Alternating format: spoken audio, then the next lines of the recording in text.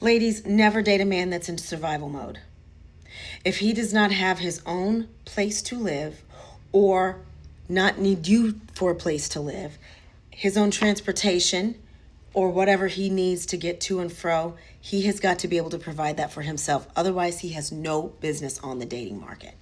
Now, in general, I don't think anyone that is in survival mode has any business dating because they have bigger problems, okay? The last thing they need to do is be trying to figure out who to add to their life. But it is particularly dangerous when a man does not have what he needs to survive and he starts dating. Number one, you're never gonna know his real intentions. You're never gonna know if he is into you because he's into you or because he's trying to come up. But that goes for anybody. But here's why it's particularly bad when a woman is rescuing a man. Because when a woman is rescuing a man, she is in a masculine position. She is operating in masculine energy, and him being the damsel in distress, him being the one that needs to be rescued, he is in his feminine energy. Most men, because of their ego, do not like that. The unfortunate part is they will start to exert their masculinity in very toxic ways. They will try to tear you down in whatever way they can, whether it's publicly or privately. They will try to minimize you to make themselves feel bigger because they have to feel like they are on top. They have to feel like they are in a man's position. On the flip side, when a woman is rescued by a man, it flows with the narrative. A man is in a masculine position. He rescues a woman who's in a feminine position. A man feels more like a man, and she feels more like she is being protected, putting her in a feminine position. Again, I don't support that because I don't think anybody should be in that position ever to have to depend on somebody else for survival, especially if they're an adult. It'll never serve you. He's going to resent you. Even though you're making the sacrifices for him, even though you are doing all of these things to help him come up, to help him out of a bad situation, it's never going to work out for you and he's going to resent you. You think he would be grateful. You think he would appreciate all the sacrifices that you're making. But what he is doing is he is looking at you as the person that is not allowing him to flourish in his masculine energy. And you will be punished for that. Don't do it. That's not his time. Okay? How to know if a man is in survival mode? Number one, he is never alone. Even if he's backtracking to a past crazy, toxic, fucked up relationship that would have you like, oh, girl, they back on. Crazy. Two, he prioritizes immediate wants instead of long-term well-being. In other words, he does stupid shit because it works for him in the right now, but it doesn't make sense. Long-term, it's like, what made you do that? But it makes sense to him in the now, so he's gonna do it. Number three, mood swings. Y'all can be doing great, feeling like you're with the love of your life. This is fucking awesome. Two, ghost. Where is this motherfucker? He don't want to have shit to do with you now.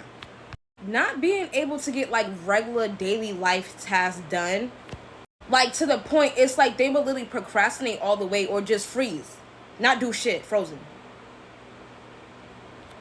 And this all occurs when someone's in like a prolonged state of stress.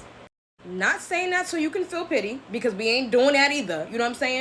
But I want you to watch out for the signs, be careful, and don't end up in survival mode because you around that shit. I'm serious. I feel like the worst thing we can do as women is date a man that's in survival mode. I've done it before and I'll say it a million times. I will never do it again. When dating a man that's in survival mode, he will use anybody. Even if you're his girlfriend, he will also use you just so he can make his way through life. And guess what? When he makes it to where he wants in life, he's going to drop you like a bad habit. You don't get a reward for sticking by a man's side when he's down. The only thing you get is traumatized, honestly. If a man is in survival mode, he will not be able to meet your needs. And when you express that to him, he's going to try to make you feel like you're the worst person in the world. And to be honest, it's not even about the money. It plays a part, but it ain't always that. I will guarantee you, you will not get the emotional support that you're looking for from a man that's in survival mode. He just cannot give that to you. His foot is always going to be out looking for the best next thing because he cannot survive on his own. And people that can survive on their own needs multiple people. So yeah, 8 times out of 10, you're probably going to get cheated on as well. Leave these men that's in survival mode alone. You can't fix them.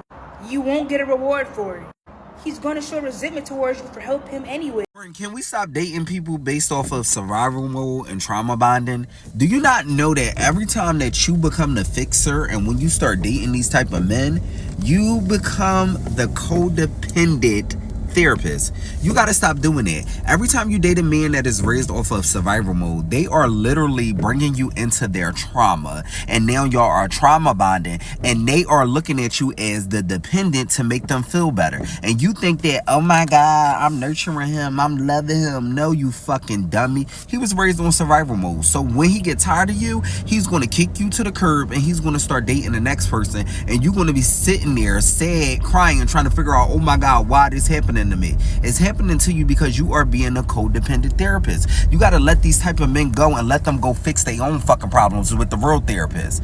Pay attention to the red flags the first time, because every time you do this, you setting yourself back years and years, and then you got to repair and fix yourself all over again, and then you're going to keep attracting these men. So stop. If you're going into a relationship from a place of like genuine love, you should never deal with somebody who's in survival mode.